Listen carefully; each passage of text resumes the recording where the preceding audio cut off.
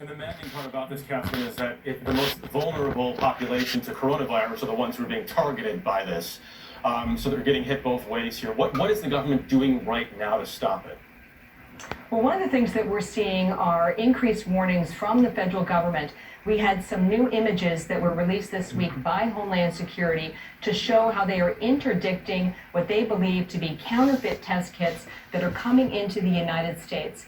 These test kits were intercepted at LAX, Los Angeles International Airport, and then they were handed over to the FDA, the Food and Drug Administration, for review. And then late last night, Jeff, the FDA put out what amounts to a national alert telling people that they are seeing these unauthorized test kits, and they want the bottom line to be for folks at home that they haven't cleared anything, so no green light from the FDA for anyone to sell these kits to folks to use for testing at home. Catherine, do we have any idea of how successful the scammers have been so far?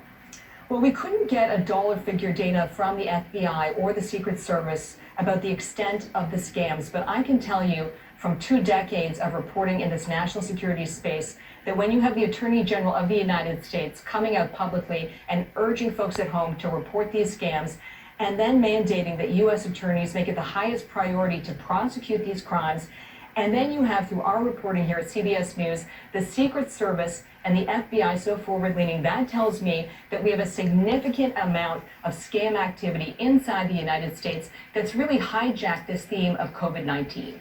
Catherine, what should people be doing right now to help protect themselves? Well, Jeff, it can be really overwhelming for folks, but I think there are a number of things that you can do that are pretty simple. Number one, if you get something that is unsolicited, whether it's a text message or an email or a phone call with a COVID-19 theme, that is an automatic red flag. Number two, if you get these messages and there's a sense of urgency, sort of a demand to act immediately and to provide money up front, either a deposit or a full payment, that's another red flag. And the third thing is that you can do your own reporting. You can be your own investigator. If someone calls you at home, take their name, ask for their phone number. Sometimes that's simply enough to stop them in their tracks. And if you get that name and phone number, go on the web, look up the organization, give them a call, ask them if this person is working for them. And if you get an email in your inbox that looks like it might be official, offering you advice about COVID-19, just take a careful look at the address, because these scammers have addresses that look real, but it's usually off by at least one letter or one numeral. All right, Catherine, thanks very much. And anybody doing this, not that they're going to listen, but knock it off. Yeah.